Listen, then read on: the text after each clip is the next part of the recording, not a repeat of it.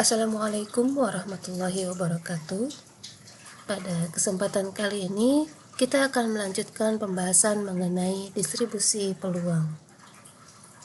Pembahasan sebelumnya, kita telah menyelesaikan materi distribusi peluang, yang di situ diinformasikan bahwa distribusi peluang itu terbagi menjadi dua berdasarkan variabel acaknya, yaitu variabel acak diskrit dan variabel acak kontinu. Pada kesempatan kali ini kita akan mempelajari mengenai variabel acak diskrit yang kemudian menghasilkan materi distribusi peluang diskrit. Agenda materi yang akan kita pelajari pada kesempatan kali ini yaitu pendahuluan. Kita akan mengenal dulu bagaimana distribusi peluang diskrit, kemudian kita akan pelajari distribusi binomial, dan terakhir adalah distribusi Poisson. Di sini akan dijelaskan terlebih dahulu mengapa ada distribusi peluang diskrit, secara khususnya bahwa distribusi peluang diskrit itu terdiri dari banyak jenisnya, banyak macamnya. Bahwa jenis-jenis dari distribusi peluang diskrit itu dikelompokkan berdasarkan perilaku atau kelakuan yang sama. Bahwa ketika kita menyelesaikan suatu studi kasus dan ternyata di bidang yang lain, atau ketika kita mengamati objek yang lain dan ternyata percobaan statistiknya itu menghasilkan bentuk kelakuan yang sama, maka kemudian bentuk kelakuan umum yang sama ini kita rumuskan dalam distribusi peluang yang sama sehingga dia akan memiliki formula atau rumus yang sama. Seperti itu.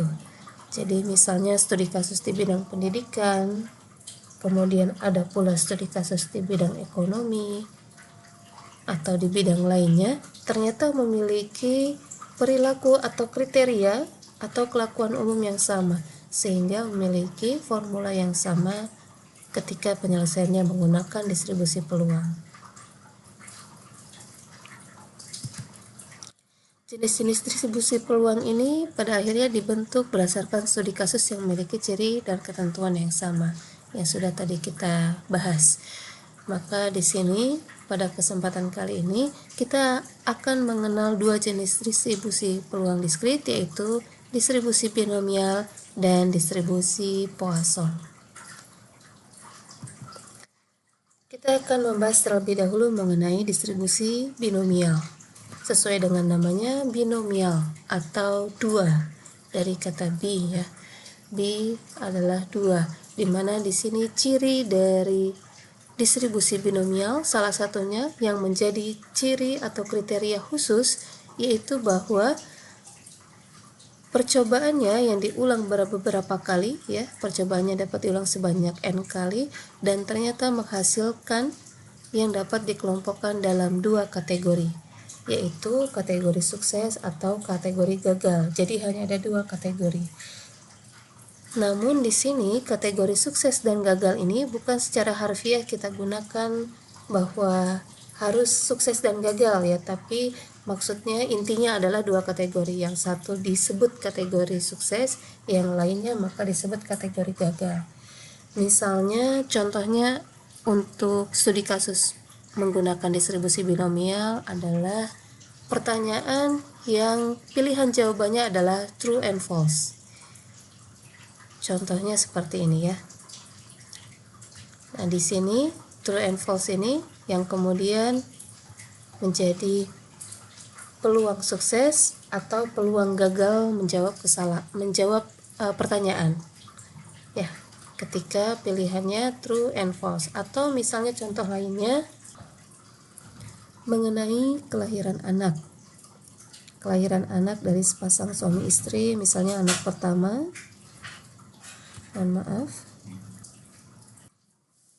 Di mana kelahiran anak dari sepasang suami istri ini, untuk anak yang pertama dia memiliki peluang untuk mendapatkan anak laki-laki itu sebesar 50% dan peluang mendapatkan anak perempuan itu adalah 50% juga. 50-50, misalnya contohnya seperti itu.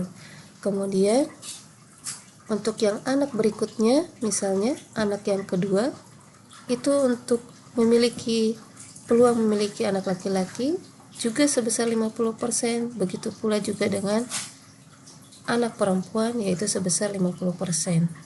Dan di sini yang perlu kita perhatikan di ciri yang nomor 3 ini bahwa masing-masing pengulangan itu saling bebas. Jadi ketika anak yang pertama itu hasilnya entah laki-laki atau perempuan tidak akan berpengaruh pada hasil dari kelahiran anak yang kedua. Jadi anak yang pertama ini misalnya melahirkan laki-laki, maka anak yang kedua itu memiliki kemungkinan masih sama 50-50 antara laki-laki dan perempuan, 50% 50%. Tidak dipengaruhi dari hasil percobaan, atau kalau di sini berarti hasil kelahiran anak pertama. Dan kemudian selanjutnya ciri yang keempat bahwa peluang sukses dari pengulangan itu bersifat konstan, alias peluang laki-laki dia akan selalu 50%, bahkan untuk anak kesekian sekalipun, maka anak perempuan juga peluangnya akan selalu 50% untuk kelahiran anak kesekian, seperti itu. Dan untuk peluangnya ini kita notasikan dengan P ya, peluang kesuksesannya. Nanti dipilih bahwa yang mau kita sebut peluang sukses itu adalah yang laki-laki, maka sisanya adalah peluang untuk perempuan. Jadi sukses atau gagal di sini bukan berarti bahwa yang satu itu baik dan yang lainnya, pilihan yang lainnya adalah buruk, bukan seperti itu ya. Tapi balik lagi ke dua kategori ini yang kemudian kita sebut sukses atau gagalnya. Jadi misalnya X-nya itu adalah peluang mendapatkan laki-laki, maka mendapatkan anak laki-laki, maka yang kita sebut sukses itu adalah benar bahwa kita mendapatkan anak laki-laki. Kemudian yang disebut dengan gagal atau nanti peluangnya itu adalah sebesar 1 dikurangi peluang X laki-laki, itu berarti kita mendapatkan anak perempuan. Jadi sukses gagal ini tidak digunakan secara bahasa, secara harfiahnya ya, tidak digunakan secara maknawinya antara sukses atau gagal, tapi tergantung X yang kita ambil itu apakah sukses atau gagal, seperti itu. Kemudian ini adalah rumusannya, bahwa untuk variabel acak X yang berdistribusi binomial, maka peluang X-nya ketika X kecil ini dia sama saja dengan rumusan seperti ini. Penulisan rumusnya B di sini adalah untuk membedakan bahwa kita sedang mengerjakan variabel acak pada distribusi binomial. Dinotasikan dengan B. Nanti ketika distribusi Poisson kita akan menggunakan notasi yang lain yaitu P, misalnya seperti itu ya. Jadi ini digunakan, B di sini digunakan khusus untuk distribusi binomial. Bahwa untuk mengerjakan distribusi binomial ini diperlukan banyaknya percobaan. Dinotasikan dengan N. Dan perlu diketahui pula besarnya peluang kesuksesan dari variabel acak yang kita perhatikan, yaitu di sini dinotasikan dengan P. Maka rumusannya ini adalah bentuk kombinasi antara N dan X, di mana X itu nanti adalah yang ditanyakan. Kemudian dikalikan dengan peluang pangkat X, dikalikan lagi dengan 1 dikurangi peluang pangkat N min X. Jadi kalau yang ini adalah besarnya peluang sukses dipangkatkan banyaknya kesuksesan yang ditanyakan. Kemudian kalau yang ini adalah berarti sisa peluang lainnya ya. Jadi kalau di sini P-nya adalah 30%, maka 1 min P-nya adalah 70%. Pangkat N min X. Dan hal lainnya yang perlu kita perhatikan dari distribusi binomial bahwa nilai min atau rata-rata dari distribusi binomial adalah N kali P, yaitu banyaknya percobaan dikalikan dengan besarnya peluang. Kemudian variansi distribusi normal, variansi dari distribusi binomial itu adalah sebesar ini. N kali P dikali juga dengan 1 min P, atau peluang dari pilihan lainnya. Seperti itu ya. Contoh, kita di sini memiliki percetakan yang akan menguji kekuatan sampul dari suatu textbook ya, atau buku yang dicetak ini akan diuji kekuatan sampulnya. Misalnya dari 20% hasil produksi textbook tersebut, ini 20%-nya sampulnya rusak. Kemudian variabel acak X itu kita akan mengkategorikan sebagai banyaknya textbook yang sampulnya rusak dari total 8 kopi textbook yang kita ambil secara acak. Jadi kita melakukan suatu percobaan mengambil 8 buku secara acak. Kemudian pertanyaannya, berapa peluang tepatnya satu kopi textbook yang sampulnya rusak? Satu kopi textbook dari 8 yang kita ambil. Kita lanjut menghitung di sini bahwa diketahui tadi peluang rusak, sampul rusak dari textbook yang sudah diproduksi itu adalah sebesar 20%. Maka di sini berarti nilai P-nya adalah 20%. Kemudian kita mengambil secara acak sebanyak 8 textbook. 8 kopi textbook, berarti N-nya adalah sama dengan 8. Berdasarkan rumusan, di sini peluang tepat 1, berarti yang mau kita cari adalah peluang dari X-nya ketika sama dengan 1. Saya ingatkan kembali bahwa rumusan dari peluang binomial adalah seperti ini, yaitu kombinasi N dan X dikali dengan peluang pangkat X dikali dengan 1 min dikurangi peluang pangkat N dikurangi X. Maka di sini untuk peluang X sama dengan 1, berarti X-nya sama dengan 1.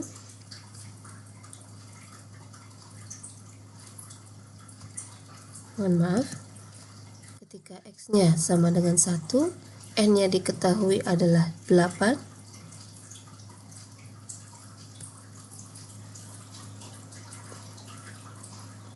dan P-nya ini adalah 20%.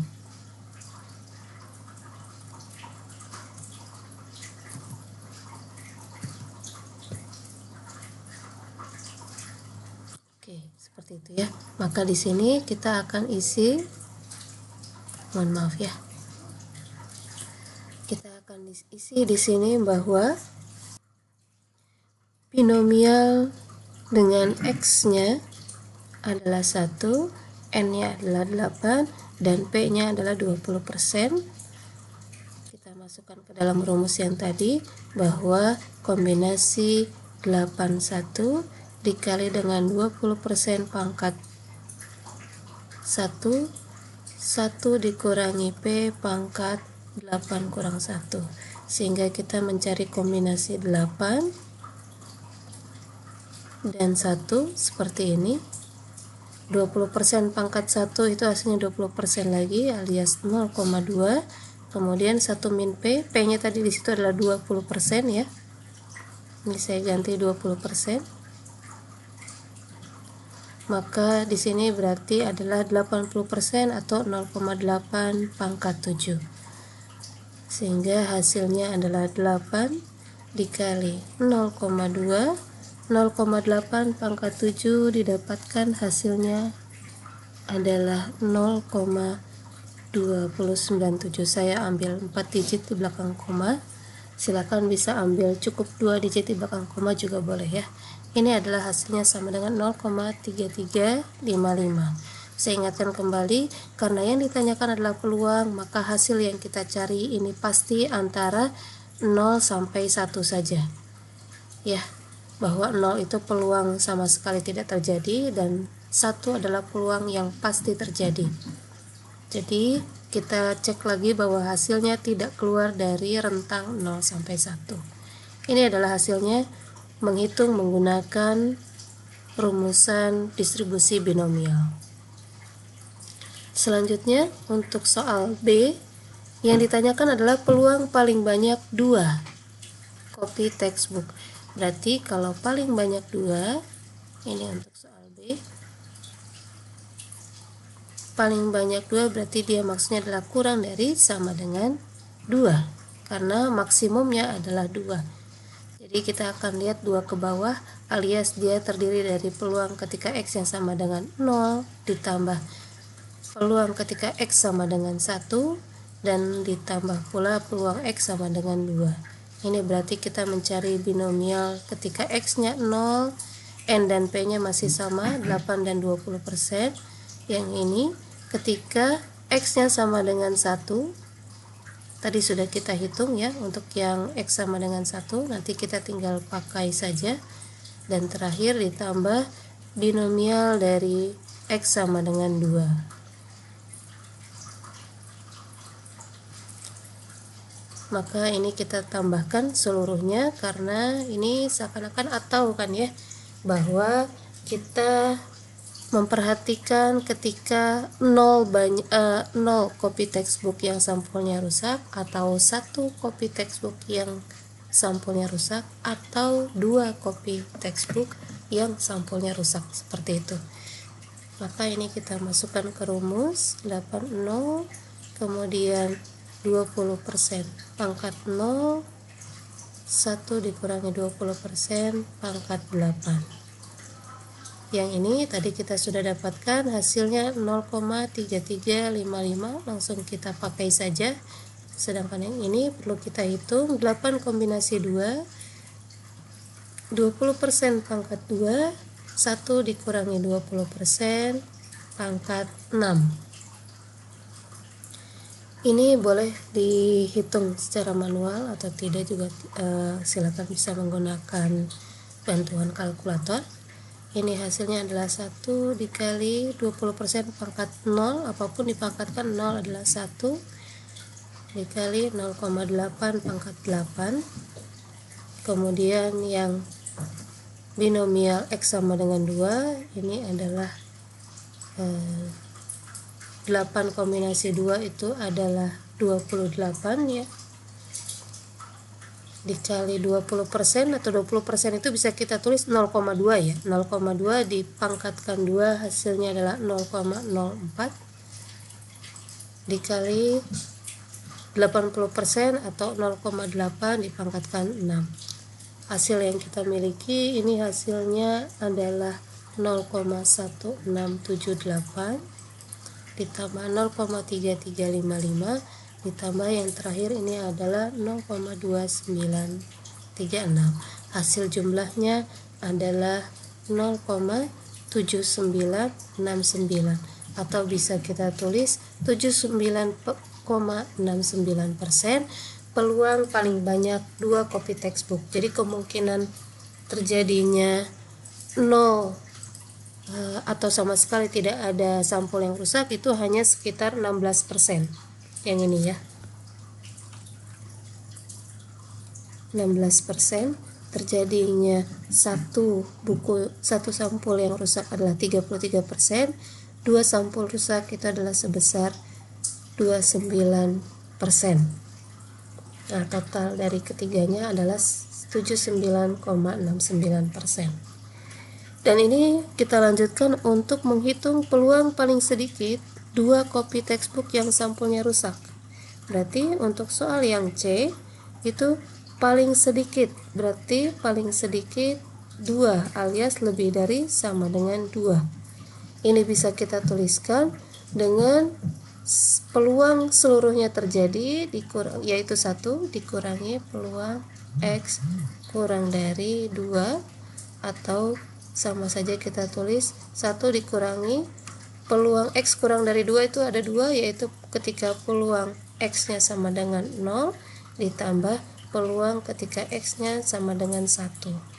Tadi kita sudah menghitung bahwa peluang X sama dengan 0 itu adalah 0,1678 ditambah peluang ketika X sama dengan 1 adalah 0,3355. Ini tinggal dihitung 1 dikurangi kedua peluang ini ya, yaitu ketika X sama dengan 0, ketika X sama dengan 1. Ini hasilnya adalah 0,4967 atau bisa dikatakan 49,67% itu terjadi kerusakan sampul textbook ketika banyaknya yang rusak itu lebih dari sama dengan 2. Jadi 2, 3, 4, sampai 8 itu kalau di total banyaknya adalah sebesar 49% peluang terjadinya sampul textbooknya rusak dari 8 pengambilan acak ya. Nah, seperti itu penggunaan dari rumus distribusi binomial. Kita akan lanjut ke distribusi berikutnya di video berikutnya.